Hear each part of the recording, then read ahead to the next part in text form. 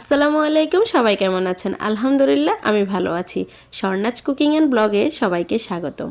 আজকে একটি স্পেশাল গরু মাংসের রেসিপি নিয়ে চলে এসেছি। অনেক দিন দেশের বাইরে থাকার কারণে মায়ের হাতে রান্না খাওয়া হয় না, তাই আজকে আমি এই গরুর মাংসটি আমার মা যেভাবে রান্না করতেন ওভাবে রান্না করার ট্রাই করব। জানি না মায়ের মতো হবে কিনা, তবে কাছাকাছি তো হবে। এর জন্য আমি এখানে 3 কেজি গরুর মাংস নিয়েছি। আর এই মাংসটি রান্না করার জন্য আমি এখানে একটি মশলা রেডি করে নিচ্ছি। এখানে আমি কিছু এলাচ, দারচিনি, লং, গোলমরিচ, কিছু জিরা একসাথে নিয়ে নিয়েছি। সবগুলোকে একটু থেতলে নিব। থেতলে বলতে একটু গুঁড়ো করে নিব। পুরোপুরি মিহি করব না, একটু আধ ভাঙা থেকে একটু বেশি করে গুঁড়ো করে নিব। দেশে যখন আমার মা রান্না করতেন তখন উনি পাটায় পিষে এই মশলাটি রেডি করে নিতেন। আর আমার কাছে যেহেতু পাটা নেই, তাই শিলপাটা না থাকার কারণে আমি এটাতে করে নিয়েছি। মশলাটা রেডি করে আমি এখন রেখে দিব। এটা আমি পরে ইউজ করব। আপনারা ভিডিওটি দেখতে থাকেন তাহলে বুঝতে পারবেন। এখন আমি মাংসগুলোকে একটা পাতিলে নিয়ে নিয়েছি। এখন আমি এর মধ্যে সব ধরনের মশলা দিয়ে দিব এক এক করে। প্রথমে আমি এখানে 2-3টা পেঁয়াজ কুচি করে দিয়েছি। এখন আমি এখানে সব ধরনের আস্ত গোটা মশলাগুলো দিয়ে দিব। আমি এখানে 4-5টা তেজপাতা, তারপর কিছু দারচিনি, তারপর কিছু গোলমরিচ, এলাচ, একটা স্টার মশলা এবং কিছু লং দিয়ে দিয়েছি। এখন আমি বাটা মশলাগুলো দিয়ে দিব। 2 টেবিল চামচ রসুন বাটা দিয়েছি আর 2 টেবিল চামচ আদা বাটা দিয়েছি।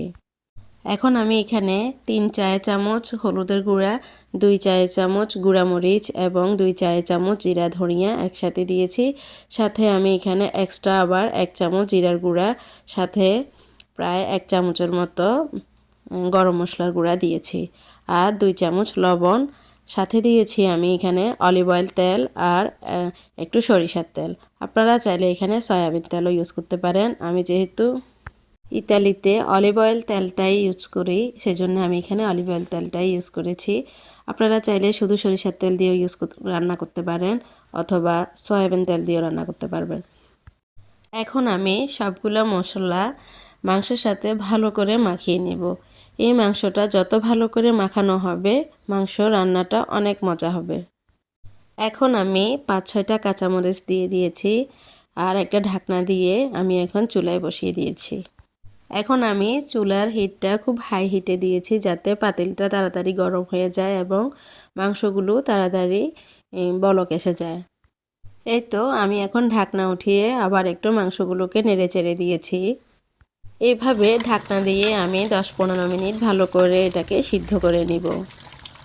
এই তো এইভাবে যখন মাংসের মধ্যে পানি বের হয়ে আসবে তখন আমি এখানে 2টা টমেটো কুচি করে দিয়েছি। টমেটো দিলে মাংসের কালারটা সুন্দর হয় এবং ঝোলটাও একদম গ্রেভি গ্রেভি হবে। এই তো এখন আমি হাতে তৈরি করা সেই মশলাটি দিয়ে দিয়েছি। এখন আমি ভালো করে নেড়ে চেড়ে একটি ঢাকনা দিয়ে আবার 15-20 মিনিট ভালো করে সিদ্ধ করে নিব, যাতে মাংসগুলো একদম ভালো করে নরম হয়ে যায়। এই তো এই মশলাটি দেওয়ার কারণে মাংসটি অসম্ভব মজা হয়, অনেক সুন্দর গ্রান বের হয়, মানে অসম্ভব মজা হয়, যেটা আপনারা রান্না করলে বুঝতে পারবেন। এই তো আমার মাংসটি এখন একদম ভালোভাবে কষানো হয়ে গেছে। আর আমি একটু হালকা ঝোল রাখবো, সেজন্য আমি এখানে একটু গরম পানি দিয়েছি, যেটার ভিডিও ক্লিপটি আমি খুঁজে পাইনি তাই দিতে পারিনি। তো এইভাবে যদি গরু মাংস রান্না করেন অনেক অনেক মজা হয়। তো আজকের এই রেসিপিটি আপনাদের কেমন লেগেছে অবশ্যই লাইক কমেন্ট করে জানাবেন। তো আজকের জন্য আল্লাহ হাফেজ।